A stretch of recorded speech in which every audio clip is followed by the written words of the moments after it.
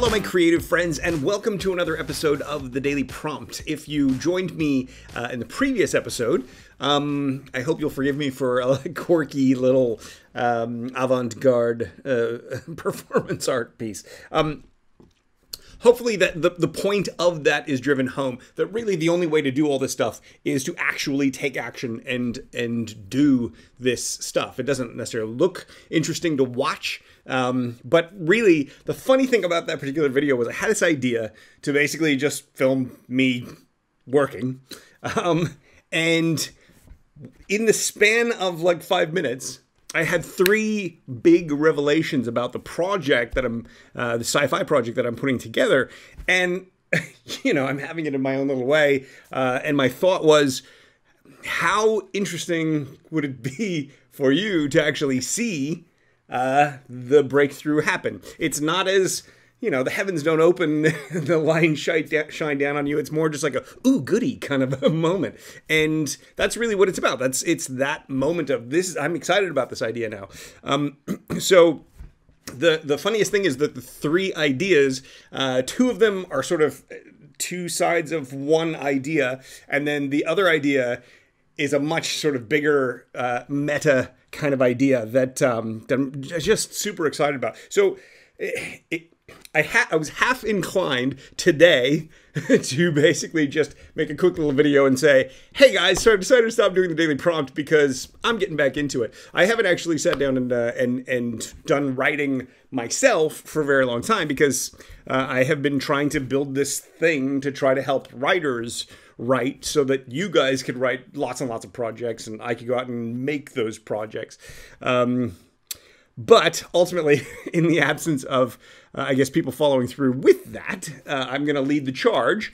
And so, yeah, it's funny how once you get back into it, you get super excited about it. So the story's taking a lot of shape, and what it brought me to today was I wanted to talk about kind of the secret to success. Now, I'm possibly setting myself up for disaster here because by talking about the secret to success, it's entirely possible that if I make a film that falls on its butt and doesn't succeed, you can go, yeah, look at that guy, doesn't know what he's talking about. But ultimately, there's a concept and there's a principle. I'm not necessarily saying that I'm going to live up to it. I'm going to do my best. I'm going to try, and I'm going to show you how I'm trying. But ultimately, the principle is valid. I wrote an ebook many years ago now, 10 years ago probably, at the launch of Screenplay, and it's an ebook by the name of The Missing Ingredient: Why 99% of all screenplays fail and how to put yours in the top 1%. Now, it sounds a little bit, I know as time goes on, it sounds maybe a little bit hypey, but the reality is it genuinely is the missing ingredient. I'm going to share that missing ingredient with you now. If you want to read the full ebook, sign up for the 10-day free start. It comes free on the very first email that we send you. Because I really think it's important to understand the context and the framework from which everything that I do is built. The missing ingredient is basically this: a compelling promise exceeded. So I have one thing I've discovered and sort of really worked on as the years have gone by is kind of what makes a story, what makes a screenplay, what makes a movie satisfying to us. What makes it satisfying to us is that when we go into it because it has made for us a compelling promise. That compelling promise can be something around the story. That compelling promise can be something about the theme. It can be a situation. It can be the genre itself, the compelling promise of a super scary horror film or of a really engaging sci-fi project. If your story, if your idea, if what you're creating doesn't make that compelling promise, it's not going to grab the audience. It's not going to pull them into the project. But once you have them in the project, once they're reading your screenplay because that hook pulled them in with that compelling promise, once you have them reading that screenplay, a couple of things can happen. Either you can deliver on that promise, or you can break that promise, or you can exceed that promise. Now, if you break that promise, in other words, I promise you a compelling sci-fi project, you go and you watch the movie, and it's just dull. It just doesn't work. It's not, there's nothing engaging about it. It doesn't really pursue a science fiction idea to the nth degree. It doesn't add anything new to your life or your world. It doesn't give you the experience that you came in hoping for. Then it's broken your promise. If it breaks your promise, it's an unsatisfying experience. The person that watches the movie or reads the book is ultimately going to be disappointed in having spent the time and energy going down that. It's like this show right here. There's this compelling promise, in theory, that I'm going to take you through this whole process of me creating a film and building a film studio on the back of that. If I fail, that's going to be inherently disappointing, not just to you, but to me as well. So I'm going to do my best to actually get there. But the point is that you're watching because of that compelling promise. You're going to stick with it because it looks along the way like I may be able to deliver on that compelling promise. So ultimately, what the audience is looking for is you delivering on that compelling promise that you made. They want to, at the end of it, feel like what they reached out for in the beginning, what you promised them with your project, you have delivered upon that. But the way to really win their hearts and minds, the way to really make a professional career, the way to really get a producer's attention, the way to get the industry clamoring for you as a writer is not just to deliver on your promises. It is to literally exceed your promises. In other words, you've made a promise to pull them into your story world, but now once you have them in your story world, you've got to somehow go beyond their expectations, beyond what their imagination was, beyond the promise itself, so that you're not just delivering on the promise, which itself would be nice, warm, satisfying, but would actually be, wow, exciting, something you have to tell other people about. So if indeed, as I'm suggesting, the missing ingredient in 99% of all projects is a compelling promise exceeded, it happens on a couple of levels. Either the promise itself isn't there, or the promise is not compelling, doesn't actually draw people in, or the promise itself has not been exceeded through the project itself. Now, if you're an intermediate or even advanced level writer and you're struggling and you've been writing lots of projects along the way, I guarantee you this is the problem. This and not doing all 7 to the level of mastery. But from the project standpoint, you may tell a great story. You may craft really interesting characters.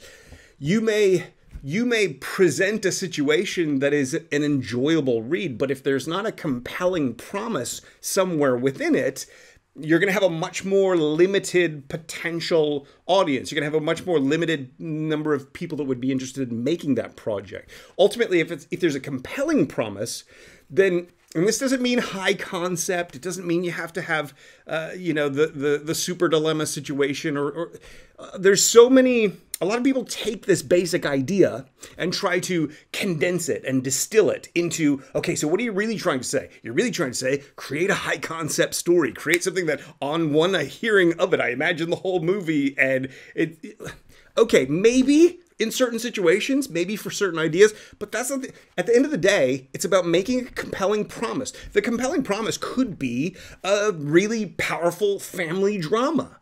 A really powerful family drama, if you can find a situation, if you can find a story that's a compelling family drama, that the situation is going to show us something about family drama that we don't know or we don't often explore, or that's intriguing, or that's something that's right in sync with what television network or a producer or studio tries to make. If you can make a compelling promise within that target, then ultimately those people are going to be more interested in that project. Now, the problem is, and the challenge is, and one of the things that almost no screenplays do, is exceeding then that compelling promise. When I say that I've reviewed something on the order of nearly 30,000 project submissions, I'm looking at log lines and then synopses.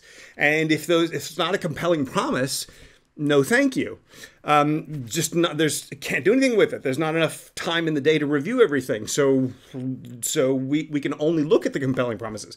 Then when I say that I've read nearly 7,000 screenplays, it's because when I do request the script and read that script, they 99 times out of 100, I was going to say 9 out of 10, 99 times out of 100, that the promise that was made, the hook that drew me in, the thing that was compelling about the story or the story idea was either not delivered, in which case it's a hard no, or not exceeded. In other words, it didn't blow me away. It was the obvious telling. It was the cliche version of it. It was something that I could have done, right? Like at the end of the day, the audience wants you, the writer, to give them a story that's beyond what they themselves would have imagined. Because if they can imagine it, well, then what do they need you for, really? So it's your job to design a story that exceeds their expectations.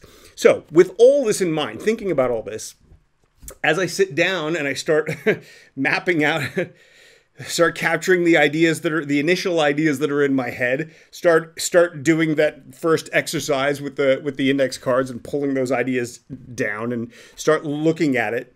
As I start thinking about my sci-fi project and the idea, the basic premise that we have, the basic situation of the story, I start thinking about what are your promises? What are the promises that you...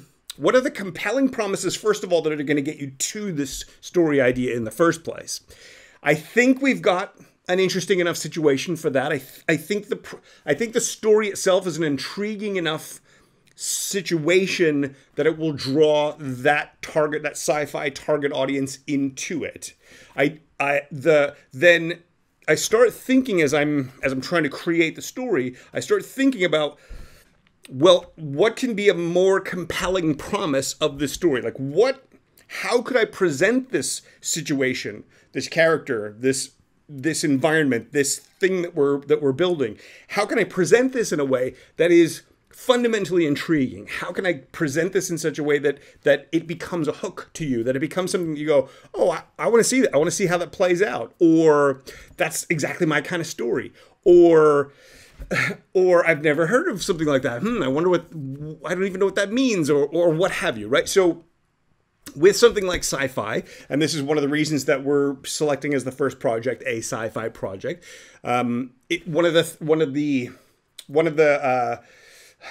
elements that science fiction really tends to gravitate towards is new and quirky and futuristic and technological and metaphysical ways of looking at the world, right? And so we're able to introduce ideas that the idea itself may be fairly intriguing just in its own right. And just by nature of that idea being intriguing, that audience might, in general, whether it's true of this project or not, that audience will go, that's an intriguing idea. Tell me more. I want to know more of that story. I want to read that article. I want to read that comic book. I want to, whatever it might be for the sci-fi audience, right? So simply because the way my brain tends to think is these big picture world, whole world kind of stuff, my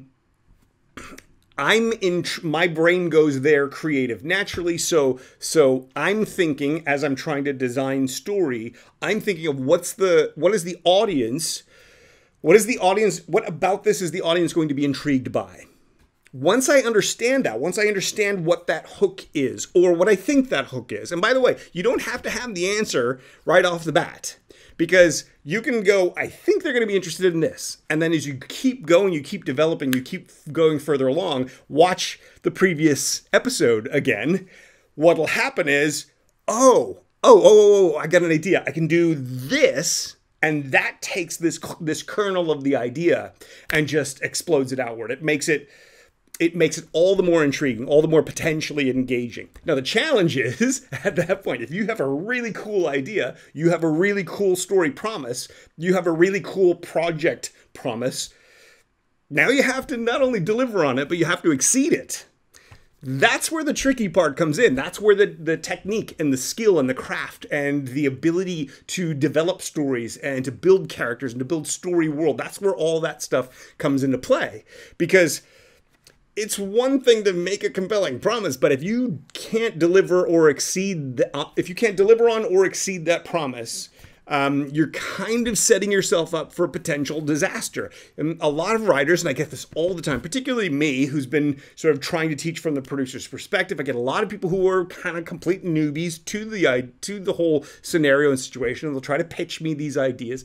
And it's like, you can just see very quickly that all you've thought about is that hook. You haven't thought about how you're going to exceed my expectations with regards to that hook. And if there's anything I could give you from this episode, it's that. You want to make sure that you exceed their expectations from within the story itself, right? From within the project itself, from within anything that you're putting out there. You want to, every promise you make, every promise you imply, and that's the other tricky one, is that you don't always just make promises explicitly. The word choice you use, the situation you set up, the characters that you introduce. Sometimes they're not even making promises, they're implying promises. Since you have a farmer's daughter and a ranch hand on a dairy farm somewhere. So I don't know farming, but obviously all the farmers out there are going, what is this guy talking about? Anyway, if you imagine that couple meeting for the first time, because we've seen those kinds of tropes in other stories, our imagination immediately goes to what we would expect this to be. And then you having to exceed that expectation. So let me know if that's clear. Your story doesn't just exist in a vacuum. It's not just this one story. This story exists in a panoply of story. Is that even the right word? It exists in this whole world of existing movies and existing novels and existing material. So when we see certain types of characters, if we have particularly strong character references from previous films, we're going to imagine what we think the sort of cliche point for that is going to be. And then your story has to exceed that. Your story has to bring something new. It has to understand that implied promise and exceed that. And that's probably where writers most often get hung up. So as I'm thinking about the story design and as I'm thinking about how to create something that's going to engage that sci-fi audience, and I think about the story idea that I want to put out there, and I think about how to structure it and how to design it, by thinking about how to exceed the expectations and the promises of this compelling situation, by thinking about how to exceed those promises, my imagination goes into new directions. I go beyond the classic formulaic approach to storytelling, because I know that if I use a quintessential 3-act structure and I hit the beats of all the beat sheets and all the people that teach that kind of stuff, if I hit that stuff, there's going to be a large segment of the audience, if not the whole audience, at some point when everyone understands the dynamics of story, at some point, everyone's going to be able to see right through it.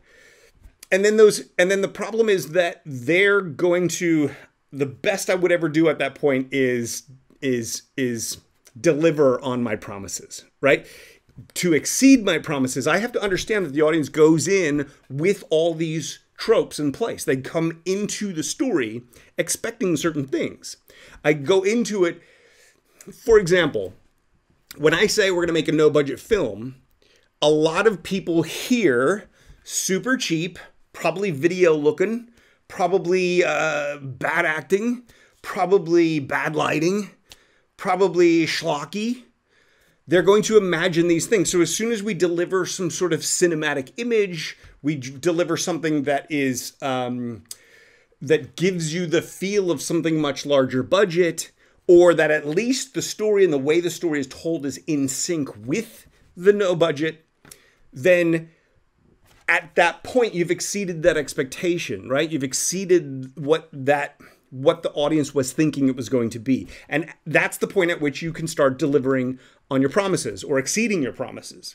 So it happens on many levels. It's the budget level, it's the story level, it's the premise level, it's the marketing level. All of these things have to be accounted for. All of these, this is why I say it's so important. The missing element that we talked about previously of the production experience and infusing that into your creative process. The reason that's so important is that if you don't know any of that stuff, there's no way to include all that in here. Now, I'm not saying that we're going to do this successfully, but what I am saying is that as I sit down and start working on this stuff and I start sort of just pulling ideas out of my head and putting them onto these cards, in the previous episode, I had 3 big ideas, and all 3 ideas, the reason I was excited about the 3 ideas is because all 3 of them helped me, what I believe is to exceed the expectations, exceed that compelling promises for the target audience. And this really ultimately is the key at the end of the day. If you understand, if you've defined your target, if you've incorporated the things, the situation in which you're going to write, if you've started capturing those ideas, and then if you really infuse this philosophy, this approach, if you really infuse this idea of trying to exceed their expectations, that's when you're going to come up with the truly original material. That's when you're going to come up with the truly great ideas. That's when you're going to come up with the stuff that can actually connect with an audience. So does it mean that I will? No. There's no way for me to know that until we put it out there into the world. So I'm not going to get sort of bogged down by self-fear or judgment or doubt or all this kind of stuff, because there's no way for me to know. So why should I worry about if it's gonna land or not? That's the 6th phase of the process after we have the thing and we start testing it and determining if it lands the way we want it to land. So coming back to it, I'm telling you all this to try to share with you, I guess, my feelings on how this is already taking shape. I'm super excited about this sci-fi project, but because I'm applying all the stuff that we've covered in this series so far, because I'm just incorporating all that stuff. And if you've been watching all along or you've sped watched through this stuff is probably not sunken in, and it would probably be worth reviewing it all. But because I'm incorporating all that stuff, it's enabling the creativity to go to the next level. Now, like I say, I can't guarantee that that means that we're going to be successful. I know I'm possibly setting myself up here, but that's where I believe you should create from. That's where I believe the starting point has to be in this day and age, when story is everywhere and everybody's vying for attention. I do not believe that you can go back and just fill in the blanks on a story. I really do believe you need to take the underlying principles and take your work to the next level. Taking your work to the next level does not guarantee success, but it does guarantee that you are at least going to be able to deliver something new and interesting, because you've thought through what the standard expectations would be here, and you're imagining ahead and designing an experience for the audience. And I believe that is the way to make your mark. So let's turn this into a little bit of a daily prompt. And by the way, I think I'm going to start shrinking these episodes down, because I know I'm chewing up a lot of time, and I would rather you spend this time writing. But for now, I want to finish filling out the context of this series. So today is a daily prompt for you. Here's what I want you to think about today. I want you to think about your project. I want you to think about the promises your project makes. I want you to think about, are those promises compelling? Are those promises engaging? Are those promises explicit or implicit? What overall promises are you promising to your audience?